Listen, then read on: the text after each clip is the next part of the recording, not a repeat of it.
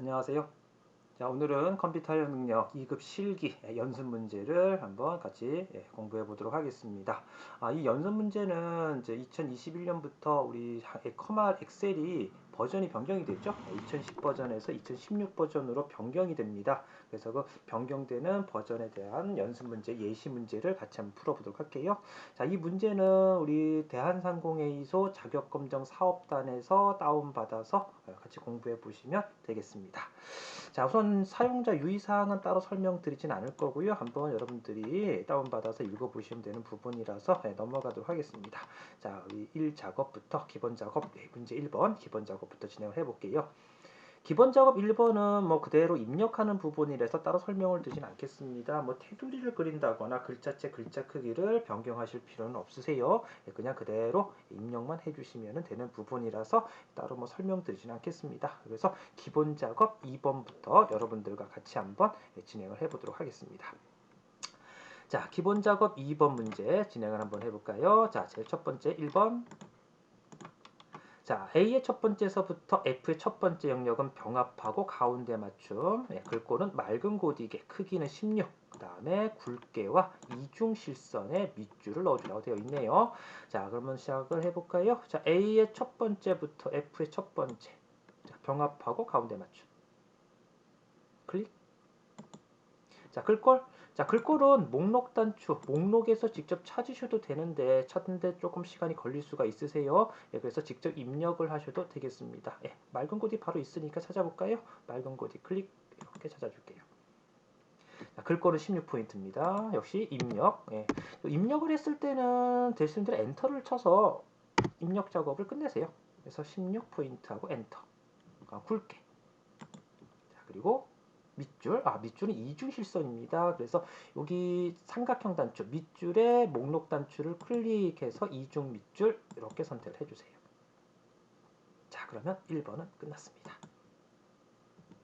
2번으로 가볼까요? 자, 2번. A4에서 A6, A7에서 A9, B4에서 B6, F4에서 F6, F7에서 F9 영역의 셀 병합 후 가운데 맞춤을 지정하고, 그리고 A3에서 F3 영역에는 셀 스타일 강조색 5번을 적용하시오 라고 되어 있습니다. 자, 우선 범위가 5개 범위를 뭐 따로따로 하나씩 병합하셔도 상관없으신데요. 우리 컨트롤 키, 떨어져 있는 곳을 범위 잡을 때는 컨트롤 키를 눌러서 잡아주시면 되시거든요. 그 방법을 이용해서 한 번에 5가지 범위를 처리하도록 하겠습니다. 자, 먼저 A4에서 A6까지. 떨어져 있을 때는 컨트롤 키 누르셔야겠죠? 자, 컨트롤 키를 누른 상태에서 A7에서 A9까지. B4에서 B6. F4에서 F6. F7에서 F9. 평합하고 가운데 맞춤. 블록 풀어주고요. 하나 더 있죠? A3에서 F3이네요. 자, A3에서 F3까지. 셀 스타일이죠. 자, 셀 스타일은 여러분들 그 홈 메뉴에 보시면 이렇게 스타일이라는 글자가 보이실 거예요. 자, 여기 보시면 목록 단추가 있습니다. 거기서 밑에 세 번째 위치하고 있는 자세히 단추. 자세히 단추를 눌러주시면 스타일이 싹 이렇게 펼쳐져요. 그래서 찾아주시면 되겠죠. 강조색 5번입니다. 여기 있죠. 강조색 5번. 클릭. 블록 풀어줄까요? 자, 이렇게 해서 두 번째 문제까지 해결했어요. 자, 이제 3번으로 가보겠습니다. C4에서 C6 영역에는 사용자 지정 서식을 이용하여 문자 뒤에 퍼센트를 표시하시오 라고 되어 있네요. 퍼센트 표시하는 겁니다. C4에서 C6. 자, C4에서 C6.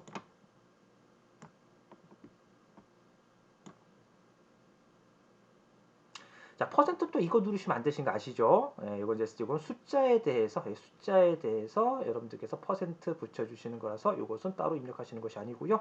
이건 또 사용자 지정에 표시 형식의 사용자 지정 형식을 쓰라고 그랬으니까 셀 서식에 들어가서 처리를 하셔야 합니다. 자, 오른쪽 버튼 눌러서 셀 서식. 셀 서식 가는 단축키는 컨트롤 숫자 1번 누르셔도 되세요. 컨트롤 숫자 1번. 자, 셀 서식에서 표시 형식에서 사용자 지정. 자, 그럼 여러분들께서 여기서 확인해 보실 거, 이 데이터가 숫자 데이터냐, 문자 데이터냐를 확인해 보셔야 되겠죠, 그죠? 예, 숫자 데이터일 경우에는 요 G 슬래시 뒤에, G 슬래시, 그러니까 G 슬래시 표준, 요 뒤에다가 퍼센트 이렇게 붙여주셔도 됩니다. 큰 따옴표 붙여서 퍼센트. 자, 그런데 보기를 보니까 퍼센트가 안 나타나죠, 그죠? 아, 이걸 그러면 숫자 데이터가 아니라는 걸 알 수가 있겠죠, 그죠? 우선 이 데이터를 보시더라도 여기 물결 표시, 물결 표시, 틸드가 들어있다는 얘기는 숫자 데이터는 아니란 얘기입니다, 그죠? 그러니까 지슬래시 표준이나 0, 요 0을 이용해서 퍼센트를 이렇게 붙인다면 퍼센트는 당연히 보기에 보면 표시되지가 않죠, 그죠? 그럼 얘는 뭐다?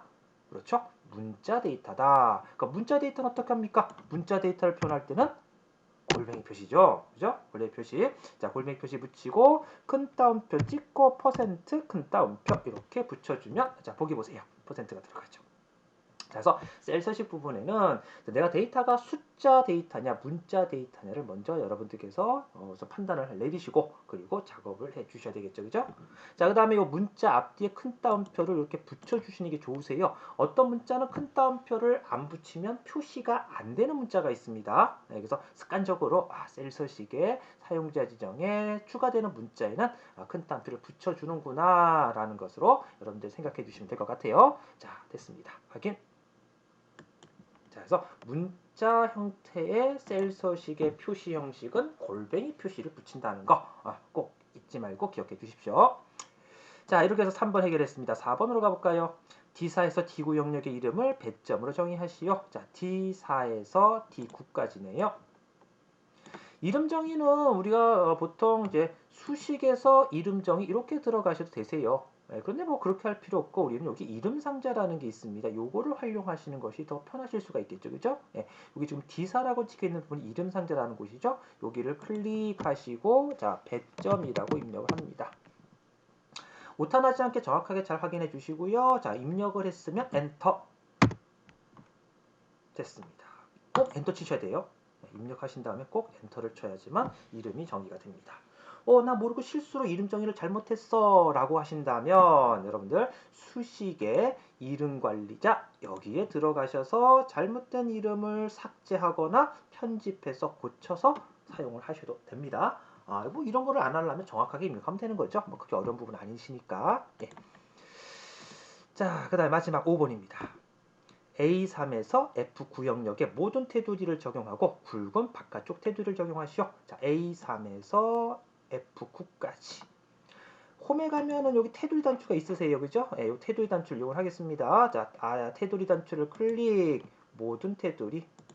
다시 한번 또 들어갑니다. 자, 다시 한번 테두리 단추를 클릭해서 바깥쪽 테두리, 굵은 바깥쪽 테두리 선택. 블록 풀어볼까요? 자, 이렇게 하면 2번 문제가 모두 완성이 됐습니다. 잘들 따라 하시고 계시죠? 뭐 2번 같은 문제까지는 여러분들이 혼자서 충분히 하실 수 있는 내용이라고 봅니다. 자, 그럼 3번으로 가볼까요? 기본 작업 3번. 자, 기본 작업 3번에 보시면 A4에서 H의 18번째 영역에서 학번이 2019로 시작하는 행 전체에 대하여 글꼴색을 표준색의 빨강으로 지정하는 조건부 서식을 지정하시오 라고 되어 있습니다. 레프트 함수 쓰라고 되어 있네요. 그리고 규칙은 이렇게 쓰랍니다. 수식을 사용하여 서식을 지정할 셀 결정을 이용하고요. 한 개의 규칙으로만 작성하시오 라고 되어 있네요. 조건부 서식 여러분들 좀 어렵게 느껴지시는 분 많이 계실 겁니다. 자, 우선 행 전체라는 말이 나왔을 때는 한 사람의 데이터에 대해서 모두 서식을 적용해야 된다는 얘기예요. 그래서 행 전체란 말이 나오면 데이터 범위를 다 잡아주시면 되겠습니다. 열 제목은 잡지 마세요. 이 열 제목에는 색깔 넣는 거 아니죠, 그죠? 데이터에다가만 넣는 거니까 A의 4번째서부터 H의 18번째 영역까지 잡아주시면 되겠습니다. 자, 그리고 조건부 서식 가볼까요? 홈에서 조건부 서식 새 규칙. 자, 여기 보면 수식 유형 있죠? 규칙 유형. 자, 맨 마지막에 있습니다. 수식을 사용하여 서식을 지정할 셀 결정. 자, 그리고 요 밑에다가 커서 집어넣으시고요. 여기다가 직접 수식을 또는 함수식을 입력을 하셔야 됩니다. 그것 때문에 어려움을 많이 겪는 것 같아요. fx 함수 마법사 요거 눌렀으면 좋겠는데 요게 선택이 안 됩니다. 그래서 직접 입력을 하셔야 되는 부분이세요. 네. 자, 그럼 입력을 해볼까요? 자, 는 수식, 함수식의 시작은 는으로부터 시작하죠. 네. 자, 그 다음 레프트 함수를 이용해서 학번에 2019, 2019 네 글자를 가지고 와서 비교를 하실 겁니다. 자, 소대 문제 상관없이 쓰시면 되겠죠? LEFT, 레프트. 함수의 시작이니까 함수의 시작은 가로를 열고 마지막에 가로 닫는 것으로 끝을 내야 됩니다. 그죠? 근데 가로는 미리 닫지 마시고요. 또 참고로 하나 더, 이 수식에서는 방향키로 커서를 이동하시면 안 되세요. 지금 보시면 방향키를 이용하시면 이렇게 주소가 찍히기 때문에 방향키로 커서 이동하지 마시고요. 커서는 마우스를 이용해서 커서를 이동해 주십시오. 자, 그래서 레프트 가로 열고, 자, 그다음 뭘 하느냐? 비교 대상을 찾아야죠. 뭐를 비교합니까? 그렇죠. 학번. 학번? 그러면 첫 번째 김대훈이라는 사람의 학번을 가지고 하나씩 한 사람씩 비교해 나가야 되겠죠. 그죠? 자, 그러면 김대훈의 학번을 클릭. 자, 그다음 뭘 하느냐? 하나 더 꼭 잊지 말고 기억하셔야 될 게 있습니다. 비교 대상인 A의 네 번째를 선택하시고요. F4번을 두 번을 누릅니다. 하나, 둘, 절대 주소. 혼합 열 주소죠. 공식처럼 외우셔도 됩니다. 비교 대상의 첫 번째 값 하나 찍고 F4번 두 번. 행 전체일 때는. 왜 F4를 두 번 누르느냐? 지금 보시면 첫 번째 비교 대상이 김대훈의 학번이에요. 그죠? 그 다음에 비교 대상은 김세인의 학번. 그 다음 비교 대상은 김송의 학번입니다. 그죠? 한 사람, 한 사람, 한 사람. 한 행, 한 행, 한 행 비교를 해나가야 되겠죠. 그죠? 즉 A열은 고정시켜 놓고 행만 바꿔가면서 비교하며 색깔을 넣어주겠다는 뜻이에요. 그래서 A열은 고정시켜 놓고 행 4번 행부터는 상대 주소가 하나씩 바뀌어라. 그래서 처음에는 A의 네 번째 값을 비교하고 그 다음에 A의 다섯 번째 값을 비교하고 그 다음에 A의 여섯 번째 값을 비교하고 어때요? A는 변화가 없죠. 그죠? A는 고정시켜 놓고 뭐만 바뀌어요? 그렇죠? 행만 바꿔서 비교를 하게 되는 겁니다. 그래서 여러분들께서 여기 첫 번째 비교 대상 하나 찍고 F4번 두 번 눌러주신다는 거 공식처럼 외워서 쓰세요. 헷갈리시면. 자, 계속하겠습니다. 자, 그러면 비교 대상 찍고 F4번 두 번. 자, 그 다음에 컴마. 왜 컴마 찍어요? 레프트 함수를 써보셨죠? 레프트 함수는 두 가지가 입력되죠. 첫 번째, 텍스트. 그 다음 두 번째는 넘버 캐릭터. 두 번째는 뭐예요? 몇 글자 찾을 거란 얘기죠. 왼쪽에서, 레프트 왼쪽에서, 그죠? 자, 몇 글자 찾아요? 2019, 네 글자 찾아야죠. 컴마 4, 가로를 닫습니다. 여기까지가 함수. 자, 이렇게 네 글자 찾아왔어요. 그죠? 네 글자 찾으면 어떻게 해야 됩니까? 그렇죠? 2019, 2019인가? 라고 비교를 해야 되겠죠. 그죠? 자, 비교합니다. 는 2019. 레프트 함수를 이용해서 학번의 네 자리를 가져와서 는 같느냐, 뭐가 같느냐, 2019와 같느냐. 됐죠? 근데 이거 맞습니까? 틀립니까? 틀려요. 왜 틀릴까요? 자, 보세요. 레프트, 라이트, 미드. 자, 이 함수는 우리가 함수의 범주를 보시면 텍스트라는 범주에 들어 있습니다. 텍스트라는 말 뜻은 뭐예요? 문자란 얘기죠. 그죠? 그럼 레프트, 라이트, 미드를 통해서 데이터를 가지고 오게 되면 숫자 데이터도 문자로 인식이 됩니다. 그래서 2019라는 것을 이렇게 숫자 값으로 비교하시면 데이터를 정확하게 체크해서 찾을 수가 없어요. 그래서 레프트, 라이트, 미드라는 문자 함수를 썼을 때는 숫자 데이터도 문자 데이터화해서 즉 큰 따옴표를 찍어서 비교를 하셔야 합니다. 이거 절대 잊으시면 안 돼요. 레프트, 라이트, 미드 즉 텍스트 함수에서 사용되는 함수를 이용해서 계산된 값을 비교할 때는 꼭 문자화해서 비교해야 된다는 거, 큰 따옴표 찍어준다는 거 꼭 잊으시면 안 되겠습니다. 그 외 함수는 숫자니까 큰 따옴표 붙이는 거 아니죠? 그죠? 문자열 함수일 때만 숫자에 큰 따옴표를 붙여서 비교한다는 거 잊으시면 안 되겠습니다. 자, 이렇게 표현해줘야 되겠죠? 자, 색깔로 줄까요? 서식 단추를 눌러서 글자 색이죠? 자, 글꼴 열려 있습니다. 자, 글자 색깔 빨강. 이름표 꼭 확인하세요. 색상 표준색의 빨강 선택됐습니다. 확인. 한 번 더 확인 눌러서 결과 확인해 볼까요? 확인. 자, 이렇게 해서 2019연도에 해당하는 사람에 대해서 글자 색깔 빨간 색깔을 지정을 해봤습니다. 이게 조건부 서식. 조건부 서식에 이렇게 행 전체라는 말은 거의 요 문제와 거의 비슷하게 유사하게 나오니까요. 자꾸 연습을 해서 습득을 해서 여러분들께서도 충분히 어렵지 않게 해결해 나갈 수가 있으시라 봅니다. 자, 다음으로 가볼까요? 계산 작업. 자, 계산 작업의 이제 출제 기준이 변경되면서 이렇게 되어 있습니다. 이제는 자주 사용되는 함수를 출제를 하겠다라고 출제 기준에 나와 있거든요. 자주 쓰는 함수, 조금 애매모호하지만 어쨌거나 다양한 함수가 나올 수 있다라는 얘기예요. 그래서 여러분들께서 함수는 여러 가지 함수를 모두 다 연습을 좀 많이 해 보셔야 됩니다. 자, 그러면 한번 해볼까요? 1번. 표일에서 응시일 C3에서 C9에 월요일부터 금요일이면 평일, 그 외에는 주말로 요일을 표시하시오. 아, 이거는 뭐 요일을 계산하는 것이 아니라 주말이냐 평일이냐 그걸 계산하라네요. 야, 요일의 계산은 월요일이 1인 유형을 지정할 거고요. 함수는 if와 weekday 함수를 쓰랍니다. 자, 먼저 조건 비교해야죠. 그죠? 조건 비교해야 되니까 if 함수를 먼저 쓰셔야 되겠네요. 자, 뒤에 세 번째 함수 부릅니다. fx. 우리 함수마법사 단축키는 우리 여러분들 자 Shift F3번 그렇게 눌러서 Shift 키를 누르고 F3번 이렇게 눌러서 들어가셔도 되세요. 굳이 뭐 단축키를 써야 될 필요는 없을 것 같고요. 자, 함수 찾겠습니다. 여기 검색란에다 직접 검색해서 찾을 수도 있고요. 저는 범주 말씀을 계속 드릴게요. 범주도 여러분들 알고 계시면 도움이 되시니까 범주를 이용하는 방법으로 전 설명을 드리겠습니다. 자, 범주 선택해 주시고요. 자, 논리로 가겠습니다. 세 번째 있죠? if 확인. 자, 두 번째 함수 가지고 와야죠. weekday 함수 가지고 올 겁니다. 자, 로지컬 테스트. 여기는 논리값, 비교값과 비교 대상을 이용한 두 가지 값을 크다 작다, 즉 비교를 해야 되는 부분이죠.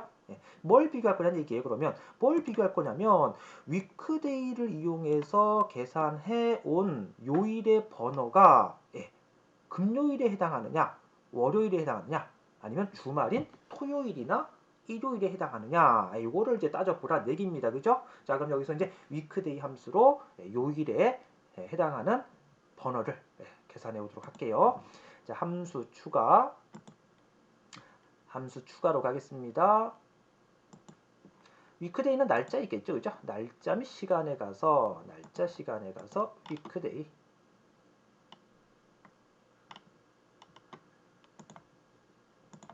확인.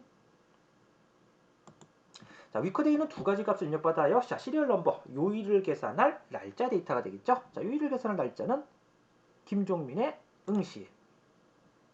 자, 리턴 타입입니다. 자, 리턴 타입은 다양하게 쓸 수가 있어요. 근데 보통 우리가 여기 보시는 것처럼 유형은 1, 2 또는 3을 쓸 수 있다라고 이제 되어 있는데요. 뭐 그 외에도 11번 쓸 수도 있고 12번 쓸 수도 있고 13번 쓸 수도 있습니다. 근데 실제 시험에 나오는 것은 지금 보시는 것처럼 1, 2, 3, 3개 중에 하나를 쓰시면 모든 문제 다 풀이가 가능하세요. 자, 그리고 주어졌죠? 월요일이 1인 유형.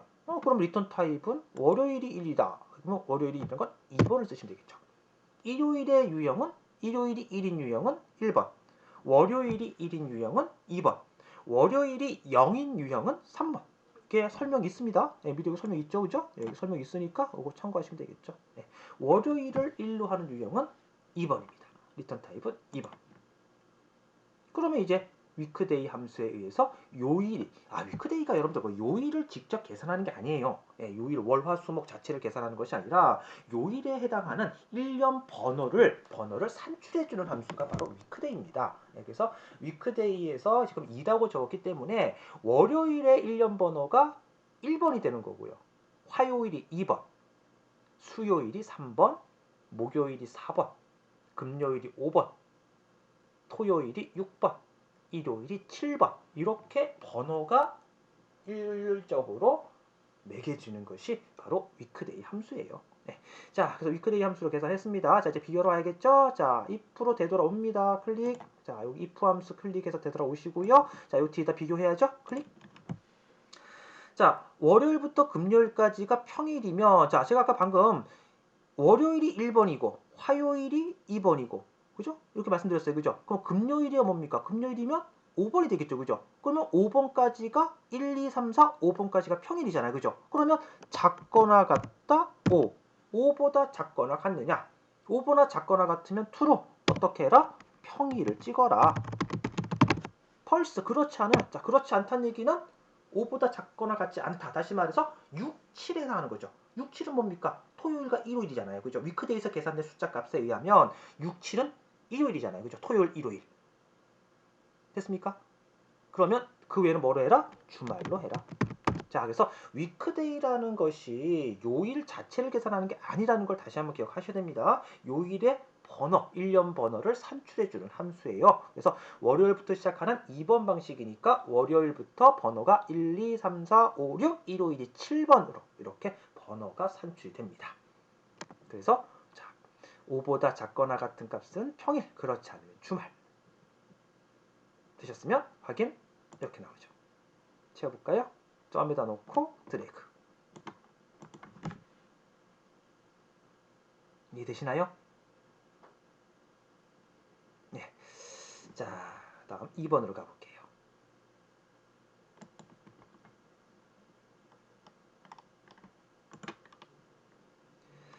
자, 2번. 중간고사, 기말고사 학점 기준표를 참조하여 학점을 계산하시오. 평균은 각 학생의 중간고사와 기말고사를 구할 거고요. 에버리지와 H룩업을 쓰랍니다. 자, 우선 H룩업 우리가 내가 찾고자 하는 학점이죠. 학점 F, D, C, B, A 요거 찾으란 얘기죠. 아, 요게 데이터가 가로 방향이니까 호리젠탈 H룩업을 쓰시면 되겠습니다. 그죠? 네. 자, 그리고 H룩업 먼저 불러 설명드릴까요?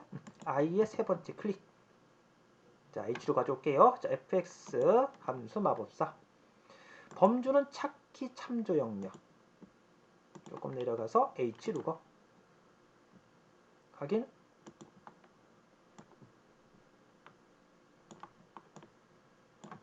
자, H루겁은 네 가지 값을 입력받습니다. 첫 번째, 룩업 밸류. 뭘로 찾을 거란 얘기예요? 뭘로 찾아요? 그렇죠? 중간고사와 기말고사에 대한 평균값으로. 그죠? 평균값 있어요, 없어요? 없죠, 그죠? 없어 어떻게 합니까? 평균을 계산해 와야죠, 그죠? 그래서 뭘 쓰래요, 함수? 에버리지를 쓰래요. 그럼 여기에서 찾는 값은 중간과 기말의 평균값. 그러면 에버리지를 충첩해야 되겠네요, 그죠? 네. 자, 함수 추가. 에버리지 있습니다. 있으면 바로 쓰시면 되고요. 없으시면 함수 추가로 가서 통계 있죠. 통계에서 두 번째 에버리지 확인.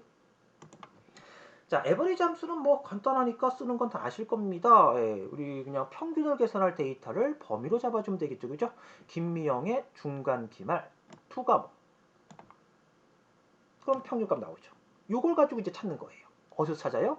그렇죠. H룩업에서. H룩업에서. 그죠? 네. 자, H룩업 올게요. 자, H룩업 클릭 돌아옵니다. 함수 전환.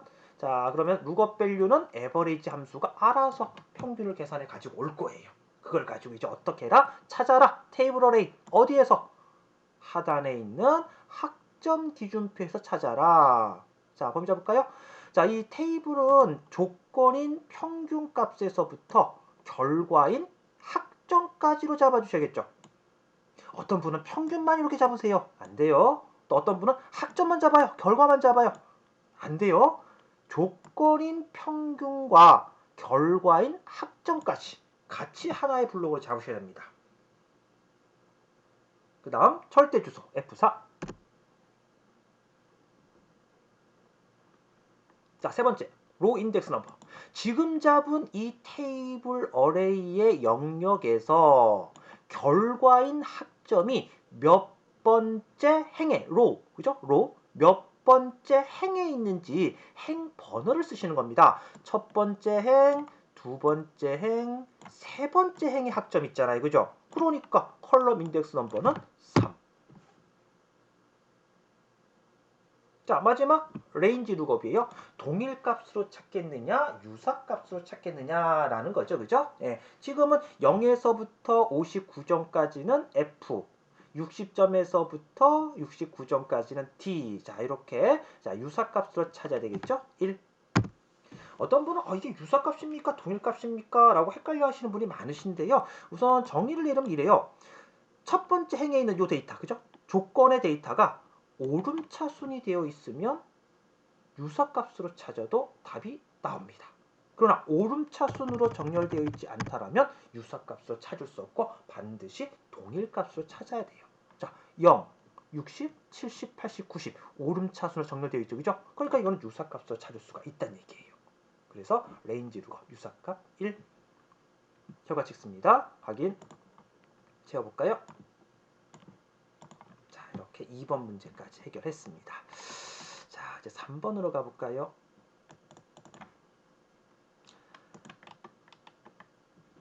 학과가 경영학과인 학생들의 평점에 대한 평균을 뒤에 24번째 셀에 계산하시오. 평균은 소수점이야 첫째 자리에서 반올림하여 둘째 자리까지 표시하랍니다. 자, 반올림. 자, 우리 라운드 함수가 있었죠? 라운드, 그죠? 그 다음에 올림, 라운드 업. 그 다음에 내림, 버림, 라운드 다운. 예, 잘 나오는 함수들이니까 꼭 잊지 마십시오. 자, 그래서 반올림 하라 그랬으니까 라운드. 조건을 A의 24번째서부터 25번째 영역에 직접 입력을 하랍니다. 사용할 함수는 dAverage와 라운드 함수를 쓰라고 되어 있네요. 우선 데이터베이스 함수는 조건에 의해서 계산되는 함수잖아요. 그죠? 그럼 조건을 입력을 먼저 해야 되겠네요. 조건이 뭐겠습니까? 이거죠. 학과가 경영학과. 그죠? 어떤 분은 뭘 찾아야 될지 모르는 분들 많아요. 문제 잘 보시면 있습니다. 자, 학과가 경영학과. 자, 먼저 학과라는 제목부터 입력을 해야 되겠죠. 그죠? 자, 열 제목 학과. 오타나 쓰면 안 됩니다. 엔터. 자, 밑에는 조건값. 경영학과. 엔터. 자, 그럼 계산해 볼까요? 뒤에 24번째. 라운드 계열 함수를 먼저 불러오세요. 라운드 업, 다운. 그죠? 먼저 불러오세요. 얘네들은 제일 마지막에 처리될 함수를 먼저 부르는 거예요. 마지막에 처리돼야 될 함수. 어차피 평균이 나와야 반올림 할 거 아닙니까? 그죠? 그래서 라운드 함수를 먼저 불러올게요. 자, fx 수학 삼각에 있습니다. 수학 삼각에서 라운드 확인. 자, 넘버 값, 반올림 할 값. 자, 반올림 값은 어떤 값? 학과가 경영학과의 평균 점수. 그죠? 평균 점수가 되겠죠. 그죠? 그러면 그 평균 점수가 있습니까? 없습니까? 없어요. 그죠? 없으니까 어떻게 됩니까? dAverage로 계산해 와야 되겠죠. 그죠? 그럼 여기서 dAverage가 중첩이 되어야겠구나 라는 것을 기억을 해 주셔야겠죠. 그죠? 자, 함수 또 추가하겠습니다. 함수 추가로 갈게요. 자, 데이터베이스. 자, 데이터베이스 함수는 이렇게 전부 첫 시작에 D로 시작을 하고요. 여기 있는 함수들은 쓰는 방식이 모두 똑같습니다. 이 똑같은 함수를 조금 연습해 보시면 다 쓸 수가 있는데 제가 강의를 해보면 많이 헷갈려 하세요. 많이 틀리시고요. 어렵지 않은 함수인데, 그죠? 정말 쉬운 건가요? 여러분들 어려운가요? 자, 쉬운 함수입니다. 쉬운 함수. 어렵게 생각하지 마세요. 자, dAverage죠? 선택, 확인. 자, 데이터베이스입니다. 자, 데이터베이스는 전체 범위를 다 잡아줘요. 중요한 것은 반드시 열 제목을 포함해서 잡아야 된다는 거 절대 잊으시면 안 되세요. 자, 그럼 어디부터 잡습니까? 그렇죠? A의 세 번째부터 D의 21번째까지. 다른 함수들은 열 제목을 사용하진 않아요. 열 제목을 잡으시면 안 돼요. 그러나 데이터베이스 함수만큼은 반드시 열 제목을 꼭 범위로 지정을 해줘야 된다는 거 절대 잊으시면 안 됩니다. 자, 두 번째 필드. 필드는 두 가지 값으로 사용할 수가 있습니다. 첫 번째, 계산하려는 열 제목을 찍던가 또는 계산하려는 열의 번호를 쓰시면 돼요. 지금 평점의 평균이잖아요. 그죠? 그럼 평점의 평균이 몇 번째로 있어요? 하나, 둘, 셋, 네 번째로 있죠. 그죠? 그러면 4라고 쓰셔도 된다는 얘기예요. 또는 내가 계산하려는 평점의 제목만 찍습니다. 제가 강조하려고 마우스를 팍 눌렀어요. 많이 틀리시기 때문에. 되죠? 자, 그 다음 크리테리아, 조건. 자, 조건은 밑에 우리 입력했습니다. 그죠? 학과가 뭐인 거? 경영학과. 역시 열 제목 잡으셔야 된다는 거 절대 잊으시면 안 돼요. 경영학과만 찍으면 안 됩니다. 열 제목인 학과를 꼭 잡으셔야 돼요. 학과가 경영학과. 됐죠? 자, 그러면 평균이 여기 나왔네요. 3.736667. 그죠? 이걸 가지고 이제 뭘 합니까? 반올림 하셔야죠. 그죠? 자, 반올림. 자, 라운드 돌아와야 되겠네요. 그죠? 자, 라운드로 되돌아와서 클릭. 자, 넘버 디지트에 걸어 놓으세요. 자, 넘버 디지트입니다. 자, 여기는 여러분들께서 헷갈려 하는 부분 중에 하나인데요. 정수형 처리냐 소수형 처리냐를 많이 좀 헷갈려 하세요. 자, 지금 같은 문제는 소수점 이하 셋째 자리에서 반올림해서 둘째 자리까지 표시하랍니다. 소수 처리죠. 그죠? 네. 소수에서 처리할 때는 표시되는 자릿수를 적어주시면 돼요. 표시되는 자릿수. 자, 몇째 자리까지 표시하래요? 셋째 자리에서 반올림해서 3? 아니에요. 셋째 자리에서 반올림해서 어떻게? 둘째 자리까지 표시하래죠. 그럼 뭘 쓰면 됩니까? 둘째 자리까지 찍어야 되니까 2, 소수 두 자리. 그럼 만약에 정수일 때는 어떻게 하냐? 물론 나중에 또 제 강의를 들어보시면 정수 설명을 또 드리겠지만 정수일 때는 우선 여기에 마이너스를 붙입니다. 그리고 처리되는 자릿수를 적어요. 다시 말해서 반올림하는 자릿수 또는 올림하는 자릿수. 예를 들어서 10의 자리에서 반올림해라. 그러면 10의 자리, 10을 쓰는 것이 아니라 우리가 정수는 1, 10, 100, 1000만 이렇게 읽죠. 그죠? 그러면 10의 자리니까 1, 10, 두 번째 자리가 10의 자리죠. 그래서 마이너스 2 이렇게 적어줍니다. 되셨나요? 100의 자리면 마이너스 3 이렇게. 나중에 또 정수 부분 나오면 또 설명을 드릴게요. 우선 소수니까 소수는 표시되는 자릿수를 적습니다. 셋째 자리에서 반올림해서 둘째 자리까지 표시해라 그랬으니까 둘째 자리까지 표시해라 2. 됐습니다. 혀가 찍어보죠. 확인.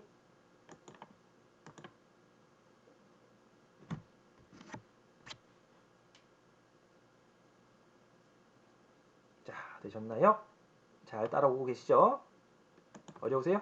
예, 자, 계산 작업은 좀 어려움이 있으세요. 예, 자꾸 복습을 하고 반복을 하셔야 됩니다.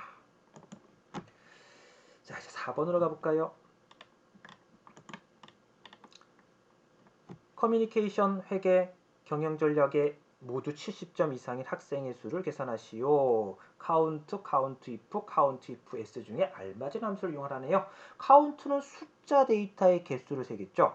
카운트 if는 조건에 맞는 개수를 셉니다. 카운트 if s가 들어갔죠. s 우리가 영어 좋아하세요? 예, 영어 보면은 단어 뒤에 s가 들어가면 복수형이잖아요. 그죠? 같은 개념이라고 보시면 되세요. 카운트 if s 다시 말해서 여러 조건을 모두 만족하는 셀의 개수를 셉니다.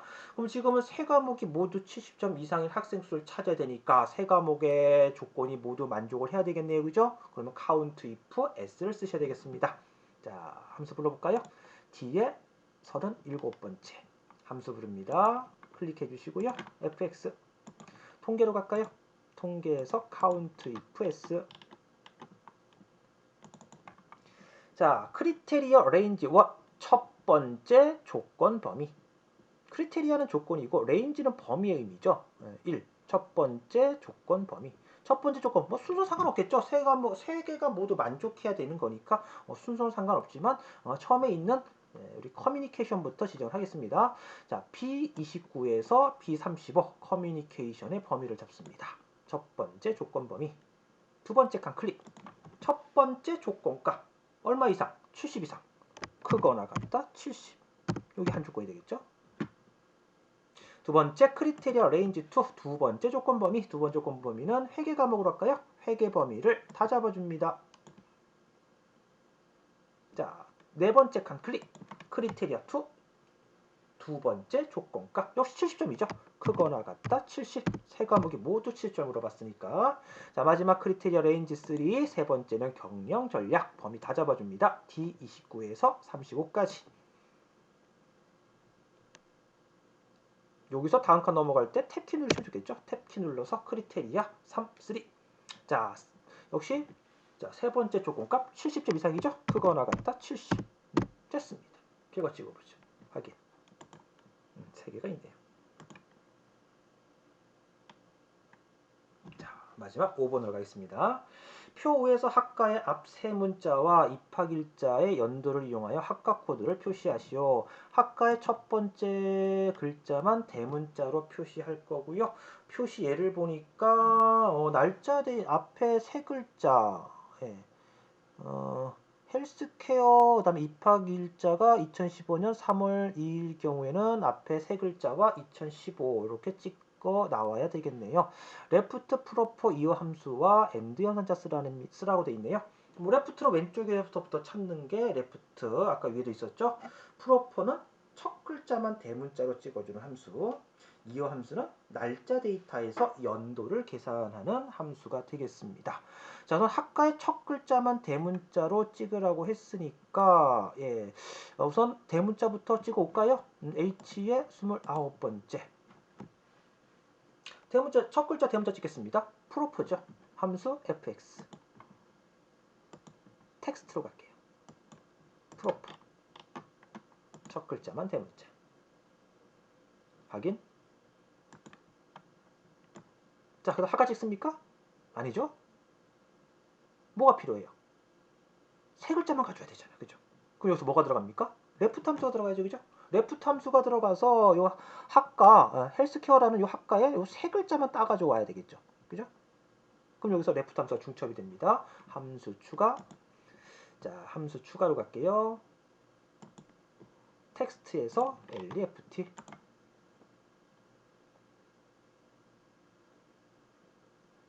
확인. 자, 어디서 가져와요? F의 29번째 학과에서 넘버 캐릭터 몇 글자 가져와라? 세 글자. 3.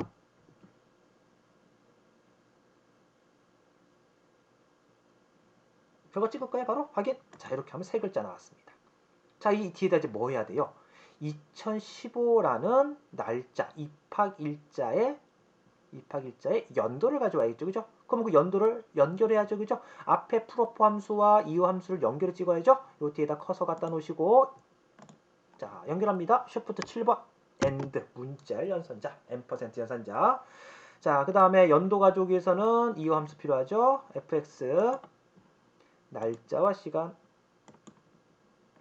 네, 밑으로 내려가시면 이어가 있죠. 선택, 확인. 자, 이어 함수입니다. 이어 함수는 날짜 데이터에서 연도를 계산하죠. 어떤 날짜? 입학연도. 되셨으면 확인. 됐습니다. 채워볼까요? 클릭, 드래그. 자, 이렇게 해서 5개의 함수들 한번 같이 한번 여러분들과 계산을 풀어봤습니다. 자, 이제 분석 작업으로 가볼까요? 자, 분석 1번. 분석 작업은 한 문제당 10점의 배점을 가지고 있죠. 조금만 틀려도 10점 감점이 됩니다. 오타 띄어쓰기 하나로 틀려도 10점 감점이니까 정확하게 작업을 해주시는 것이 가장 중요하겠죠. 우리가 분석 작업은 총 6개 분석 작업 중에서 2문제가 출제가 됩니다. 그러니까 6개 분석 작업이 크게 어렵진 않아요. 자꾸 연습을 해서 숙달시키시면 분석 작업은 틀리지 않으셔야 되겠죠. 그죠? 틀리시면 안 됩니다. 자, 그러면 부분합 작업이네요.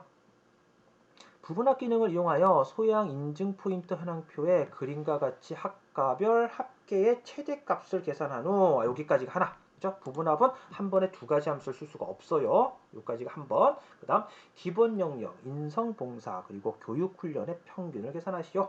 정렬은 학과를 기준으로 오름차순 처리할 거고요. 최대값 평균은 위에 명시된 대로, 함수는 위에 명시된 대로 계산을 하라고 되어 있네요. 자, 그러면 먼저 시작을 해볼까요? 자, 부분합입니다. 부분합을 할 때 제일 먼저 해야 될 일이 있죠. 그렇죠? 바로 정렬 잊지 마세요. 부분합을 할 때 제일 먼저 할 일은 정렬입니다. 자, 정렬 진행하겠습니다. 자, 밑에 적분 있었죠? 정렬은 학과를 기준으로 오름차순. 정렬을 학과를 기준으로 오름차순. 학과만 잡아야지. 이러시면 안 되죠. 정렬은 행 단위로 정렬이 됩니다. 그죠? 이렇게만 잡으면 얘네들만 데이터가 바뀌어요. 이 학과만 데이터가 바뀝니다. 얘네들은 안 바뀌어요. 그럼 데이터가 엉망이 되잖아요. 그죠? 네, 정렬은 전부 블록을 다 잡으셔야 돼요. 잊지 마세요. 행단이기 때문에. 자, 블록을 잡아주시고요. 메뉴 갑니다. 데이터에서 정렬. 학과. 정렬 기준은 학과. 오름차순. 맞춰져 있네요. 됐습니다. 확인. 정렬을 해 주시고요. 블록은 그대로 유지를 하세요. 어차피 블록 잡고 진행을 해야 되는 작업이니까 블록 그대로 유지하시고요. 자, 바로 가겠습니다. 데이터에서 오른쪽 끝에 부분합. 그룹화 항목 물어보네요. 그룹화 항목은 정렬한 항목이 곧 그룹입니다. 방금 정렬 학과로 했어요. 그죠? 그럼 그룹할 항목은 학과. 그룹할 항목은 학과. 자, 함수입니다. 자, 함수는 첫 번째가 이거죠. 학과별 합계의 최대값. 최대값 계산하라네요. 그럼 함수는 최대값. 뭐의 최대값요? 합계. 맞춰져 있어요. 합계. 계산할 항목은 합계 체크. 됐습니다. 첫 번째 부분합 완성 확인. 블록 풀지 마세요. 계속합니다. 네, 블록 풀지 마세요. 네. 만약에 혹시 블록이 풀렸다면 이 전체 최대값까지 다 잡으셔야 된다는 거. 다시 블록을 잡으셔야 된다는 거. 네. 자, 블록을 그대로 유지하시고 한 번 더 갑니다. 데이터에서 오른쪽 끝에 부분합. 자, 그룹할 항목은 계속 학과입니다. 학과 손대시면 안 돼요. 네, 학과 그대로 놔두시고요. 자, 두 번째는 뭐를 계산하래요? 기본 영역, 인성봉사, 교육훈련의 평균을 계산하시오. 이번에 계산할 함수는 평균이구나. 그죠? 그러면 함수는 평균으로 바꿔주시고요. 자, 뭐의 평균? 기본 영역 체크, 인성봉사 체크, 교육훈련 체크. 그리고 앞에서 작업했던 합계는 체크를 풀어야 되겠죠. 세 개만. 체크, 체크, 체크. 자, 그 다음 두 번째 부분합을 할 때 꼭 잊지 마셔야 될 게 하나 있죠. 바로 이 새로운 값 대치 체크를 푸셔야 됩니다. 여기 체크가 들어있으면 앞에서 만든 최대값은 지워지고 평균만 남게 돼요. 시험은 두 가지가 모두 표시가 돼야 됩니다. 최대값과 평균이 모두 표시가 돼야 돼요. 그래서 두 번째 부분합에서는 반드시 새로운 값 대치 체크를 푸셔야 합니다. 잊지 마세요. 다 됐습니다. 확인. 되셨죠? 자, 부분합을 내가 잘못 만들었다 하신다라면 블록을 다 잡아주시고 데이터에서 부분합 다시 들어가셔서 모두 제거, 그죠? 모두 제거를 하고 다시 작업을 하셔야 합니다. 네, 모두 제거하는 것은 여러분들이 부분합을 취소할 때 원래대로 되돌릴 때 하는 작업이 모두 제거라는 거, 그것도 기억을 좀 해주세요. 자, 이렇게 해서 분석 작업 1번 완성이 됐습니다. 분석 작업 2번으로 가볼게요.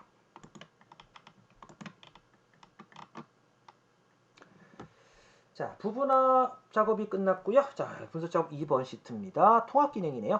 데이터 도구 통합 기능을 이용하여 표일, 표이, 표삼에 대한 학과별 정보 인증, 국제 인증, 전공 인증의 합계를 표4의 영역에 계산하시오라고 되어 있습니다. 자, 통합이죠. 통합의 말뜻은 아시죠? 그죠? 예, 여러 개를 하나로 묶어서 처리하는 거죠. 2017년, 2018년, 2019년 데이터를 하나로 묶어서 처리를 하는 거죠. 어디다가? 표4에다가. 그죠? 통합을 하실 때는 블록을 잡고 진행을 하셔야 합니다. 그래서 어디부터 잡으시냐면 이 열 제목과 이 행 제목을 포함해서 이렇게 잡아주세요. 어떤 교재를 보면은 뭐 이렇게만 잡고 해서 처리하는 경우도 물론 해도 상관없으세요. 뭐 데이터가 다 똑같죠. 학과, 정보 인증, 국제 인증, 전공 인증, 그죠? 같은 제목으로 돼 있죠. 이랬을 때는 뭐 이렇게만 블록 잡아도 답은 나옵니다.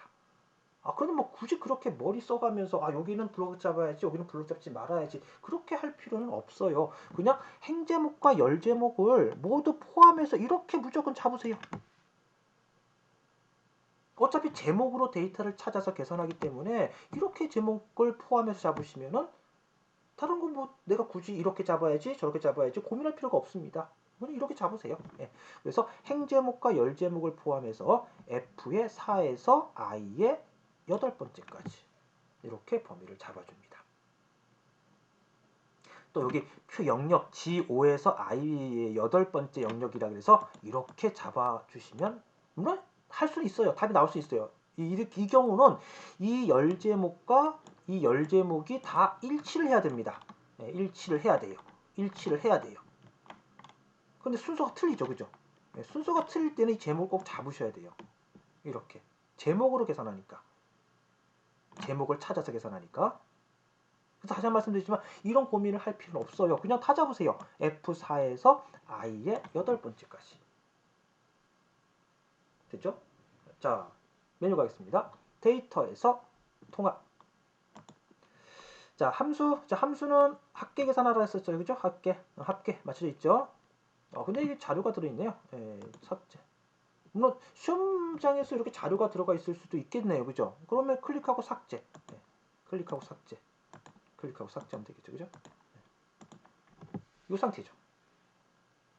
이 파일은 안에 좀 데이터가 좀 들어 있었네요. 그렇죠? 시험 볼 때는 아마 데이터가 없을 겁니다. 예, 있을 리는 없을 것 같고요. 그래서 이 데이터들 제가 삭제했어요. 네.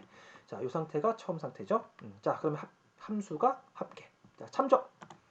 통합발 데이터입니다. 통합발 데이터 2017, 2018년, 2019년 뭐 순서 상관없어요. 예, 위에 거부터 할게요. 자, 참조의 범위를 잡을 때 조금 주의하실 게 하나 있습니다. 결과열의 첫 번째 열과 지금 첫 번째 열이 합가죠. 참조의 첫 번째 열은 같은 데이터여야 돼요. 이게 무슨 얘기냐? 지금 결과의 첫 번째 열이 합가죠. 그럼 참조의 첫 번째 열도 합가부터 잡으셔야 된다는 얘기예요. 이해되셨나요? 네, 자, 결과의 첫 번째 열과 참조의 첫 번째 열은 같은 데이터여야 합니다. 네, 그래서 합가부터 드래그 전부 다 잡아줘야죠. 추가 하나 등록.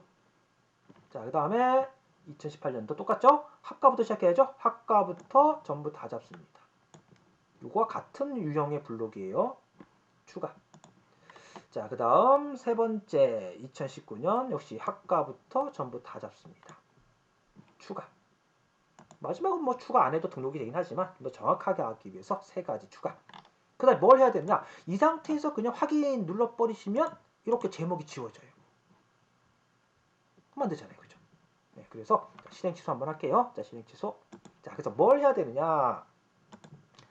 첫 행과 왼쪽 열은 요 입력된 이름표를 그대로 쓰셔야 됩니다. 그래서 첫 행 왼쪽 열은 무조건 체크.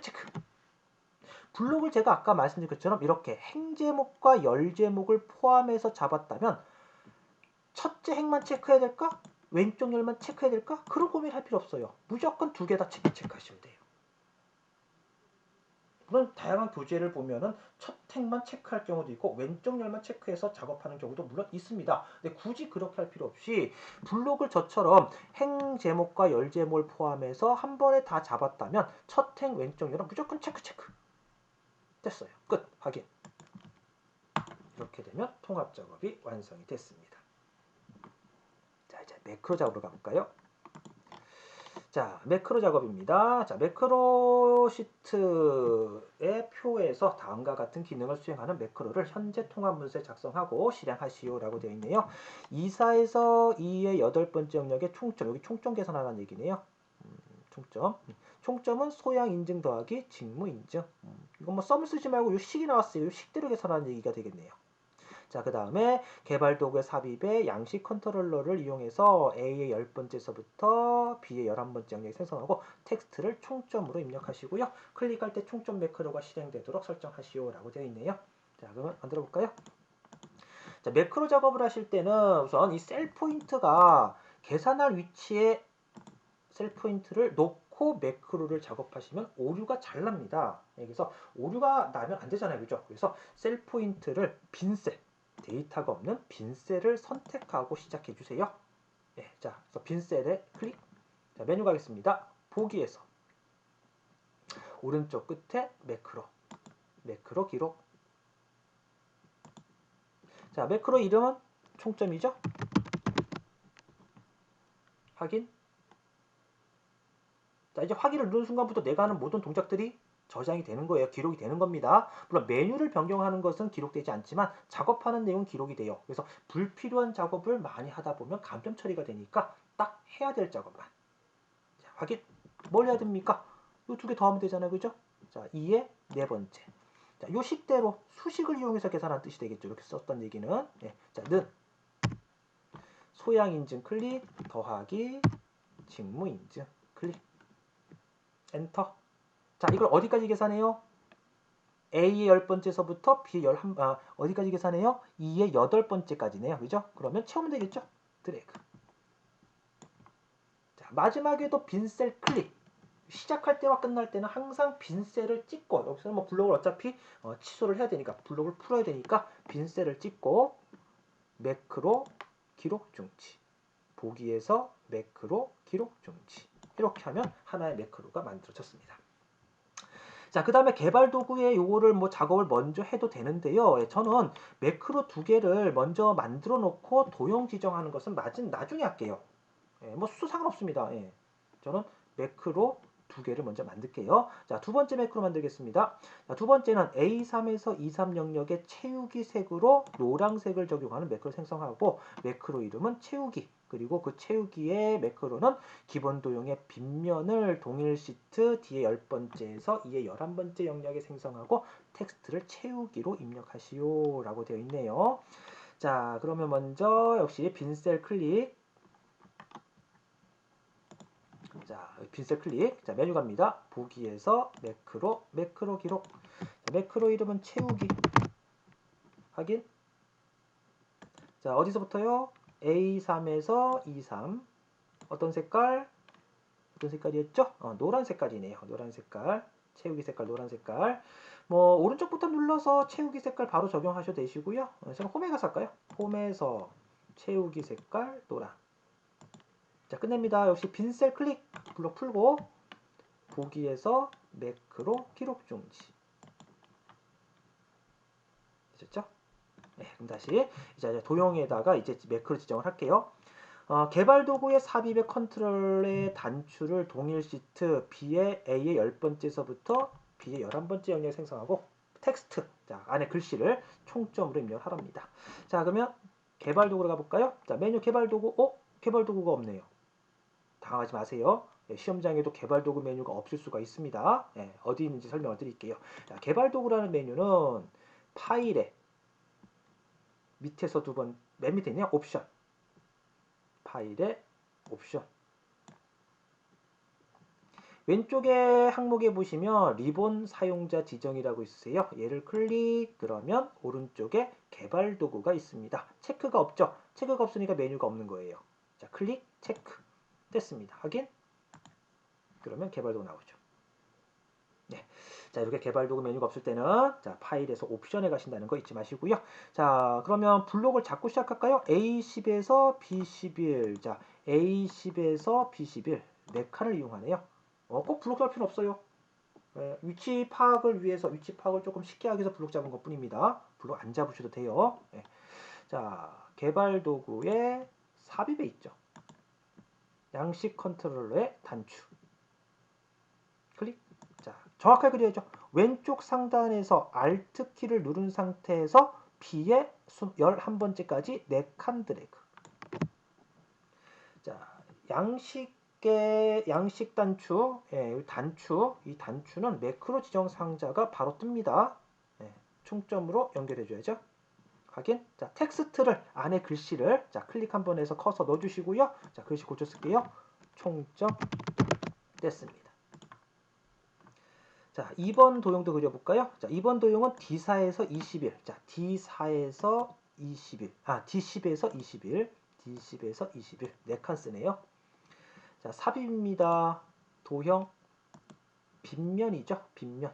얘죠. 얘하고 헷갈리시면 안 돼요. 얘는 액자입니다. 많이 헷갈려 하시던데 이거 액자예요. 얘는 빗면. 이름 보시면 되죠. 그죠? 빗면. 클릭. 자, 왼쪽 상단 모서리에서 오른쪽 하단 모서리로 Alt 키를 누른 상태에서 드래그.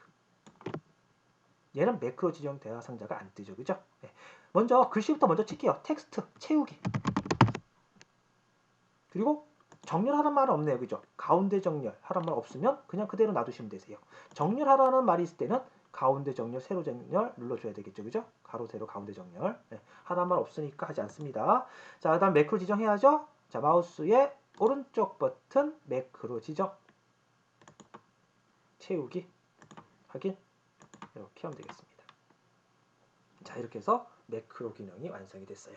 이거를 뭐 확인해 보시려고 하시는 분들 계시는데요. 시험장에서는 굳이 확인해 볼 필요는 없으세요. 클릭했을 때 오류가 없으면 별 문제가 없습니다. 근데 저는 오류가 나네요. 다시 한번 할까요? 그러면 오류가 나면 닫고 다시 한번 할게요. 잘 됐네요. 오류 설명도 드릴게요. 자, 오류가 났다 그러시면 자, 여기가 지우고 다시 진행하면 되겠죠. 이걸 지우세요. 우리가 계산한 거니까 지우시고요. 다시 한번 해보겠습니다. 저도 오류가 나네요. 자, 다시 한번 해볼까요? 그냥 그대로 합니다. 보기에서 매크로 기록. 자, 똑같이 이름을 입력하세요. 총점 확인. 그리고 계산합니다. 이거는 기존에 만든 게 있기 때문에 매크로를 바꾸시겠습니까? 물어보죠. 그죠? 얘 눌러야죠. 덮어쓰기 한다는 얘기니까. 그죠? 예. 다시 한번 계산할게요. 자, 클릭. 는 소양 인증 클릭, 더하기, 직무 인증, 엔터, 채울까요? 드래그. 자, 마지막 블록 풀고 보기에서 매크로 기록 중지. 이렇게. 잘못했으면 다시 한번 해주시면 되는 거겠죠. 그죠? 네, 확인. 컴파일러 오류가 발생을 합니까?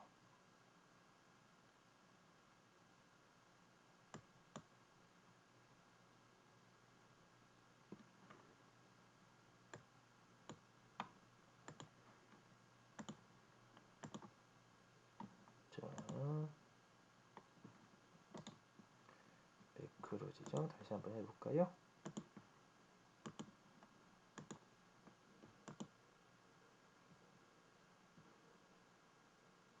요거는 지금 나중에 다시 한번 프로그램상의 문제가 있을 수 있으니까 이건 다시 한번 작업을 진행을 해보겠습니다. 우선 그냥 넘어갈게요.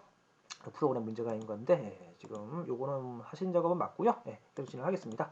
이렇게 작업을 진행해 주시면 될 것 같고요. 자, 이제 차트 작업으로 가볼까요? 차트는 2016에서는 여러분들께서 2016에서는 차트가 약간 좀 달라요. 2010 버전하고는 메뉴 들어가는 게 조금 다릅니다. 그 점도 조금 여러분 주의해서 작업을 해주셔야 되겠네요.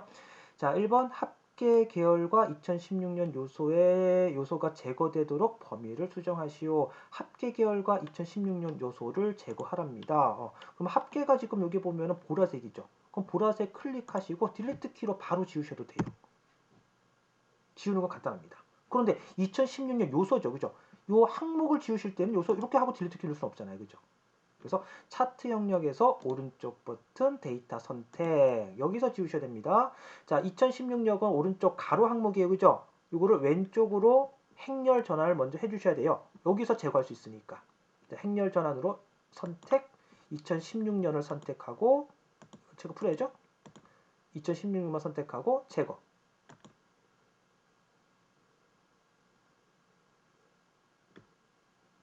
다시 한번 할게요. 자, 오른쪽 버튼 데이터 선택. 자, 항목 이동해 주시고 2016년 선택 제거. 체크 푸는 게 아니었어요. 그죠? 네. 체크 풀는 건 이거 보여주는 뜻이거든요. 이게. 체크가 이 항목이 나타나겠다는 뜻인데 제가 체크를 풀었네요. 그냥 선택하고 바로 제거하시면 돼요. 확인. 하면 안 되죠. 다시 행렬 전환으로 원래대로 다시 되돌려 주셔야죠. 됐습니다. 확인. 여기 1번. 다시 한번 할게요. 자, 원상태로 되돌려 주시고 자, 먼저 합계 지우는 것도 그냥 합계 지울 때 클릭하고 딜리트 키 이렇게 지워도 되는데 자, 이건 이렇게 지워볼까요? 데이터 선택해서 다 해볼게요. 자, 차트 영역에서 오른쪽 버튼 데이터 선택. 자, 먼저 합계 지우려 했었죠? 합계 선택 제거. 그다음 오른쪽에 2016년 제거해야 돼요. 그죠? 그런데 여기는 제거 단추가 없습니다. 행렬 전환으로 돌려놓고 2016년 선택해서 제거. 다시 원래대로 행렬 전환으로 복구를 시켜 놔야 되겠죠. 됐습니다. 하긴 이렇게. 계열을 지울 때는 클릭하고 딜리트 키로 바로 지워도 상관없습니다. 항목을 지울 때는 지금처럼 데이터 선택으로 가셔야 돼요. 자, 1번 해결했고요. 자, 2번 차트 종류는 누적, 세로, 막대형으로 변경하시오. 특정 계열이 아니라 전체 다 바꾸는 거네요. 그럼 차트 영역에서 오른쪽 버튼, 여기서 바로 할까요? 자, 차트 영역에서 오른쪽 버튼, 차트 종류 변경. 아니면 디자인 메뉴에 차트 영역을 클릭하고 디자인 메뉴에 가서 이제 차트 종류를 바꿀 수도 있습니다. 오른쪽부터 쓸게요. 그냥 오른쪽 버튼 차트 종류 변경. 누적, 세로, 막대형이 나네요. 누적, 세로, 막대형. 자, 그러면 세로, 막대형에 보면 여기가 묶은 세로. 그리고 두 번째가 누적, 세로죠. 그죠? 자, 누적, 세로, 막대형 선택, 확인. 자, 3번. 차트 제목은 차트 위로 지정하고 A의 첫 번째 셀에 연동되도록 설정하자. 이거 잘 나옵니다. 차트 위에 지정된 후 A의 첫 번째 셀과 연동되도록 설정하시오라고 되어 있네요. 그러면 먼저 차트를 선택. 자, 메뉴는 왼쪽에 보시면 차트 요소 추가가 있으세요. 클릭, 차트 제목, 차트 위. 자, 지금 차트 제목 선택돼 있죠. 자, 이 상태에서 수식 입력줄을 마우스로 클릭합니다. 연동하는 방법이에요. 자, 차트 제목을 선택해 놓고 수식 입력줄에 클릭 커서 놓으시고요. 자, 는 A의 첫 번째 셀 클릭 이렇게 연동합니다. 엔터. 잘 기억해 주세요. 예, 수식 입력줄에 는 하고 연결하려는 셀 주소를 클릭 그리고 엔터. 이게 3번 문제입니다. 잘 나오더라고요. 최근에 꼭 기억하세요. 자, 4번 근로장악 계열에만 데이터 레이블 값을 표시하고 데이터 위치를 안쪽 끝에 설정하시오. 자, 근로장악 계열에만 자, 그럼 근로장악 계열을 찾아봐야 되겠네요. 근로장악이면은 보라 색깔 그죠? 예, 보라 색깔이죠. 자, 마우스로 보라 색깔 계열을 클릭. 자, 데이터 레이블 갑니다. 추가 차트 요소 추가. 데이터 레이블 안쪽 끝에. 자, 마지막이네요. 차트 영역의 테두리에는 둥근 모서리를 설정하시오 라고 되어 있습니다. 네, 차트 영역의 테두리는 둥근 모서리. 자, 차트 영역이 이 바깥쪽 하얀색 공간이죠. 자, 마우스의 오른쪽 버튼 차트 영역 서식. 오른쪽에 이렇게 차트 영역 서식이 떠요. 네, 여기 보시면 지금 이제 채우기 단추, 채우기 및 선입니다. 네, 그 다음엔 효과. 네, 그 다음 것은 크기 및 속성이에요. 지금은 채우기 선이니까, 테두리 선이니까 채우기 및 선에 들어오시면 채우기가 테두리 있죠. 테두리를 클릭해 보시면 메뉴가 뜨죠. 여기서 밑으로 쭉 내려주시면 둥근 모서리가 있습니다. 체크. 됐습니다. 클릭. 자, 이렇게 완성이 됐어요. 자, 이렇게 해서 문제를 다 풀어봤습니다. 약간 이 매크로 작업은 제 이 프로그램에 약간 문제가 있는 것 같아요. 아까 우리 매크로 작업은 그 방법 그대로 쓰시면 맞습니다. 제 설명이 맞고 제가 실행하다가 이 비주얼 베이직 쪽에서 좀 오류가 나는 것 같아요. 그거 틀린 거 아니니까 너무 걱정하지 마시고요. 제가 하시는 방식대로 그대로 작업을 진행을 하시면 되겠습니다. 자, 이렇게 해서 대한상공회에서 제공되는 예시 문제 2016 버전 예시 문제를 A형을 하나 같이 한번 풀어봤습니다. 다음 시간에는 B형 두 번째 문제 연습 문제를 같이 한번 풀어보도록 하겠습니다. 자, 지금까지 제 강의를 듣느냐고 고생 많으셨습니다. 수고하셨습니다.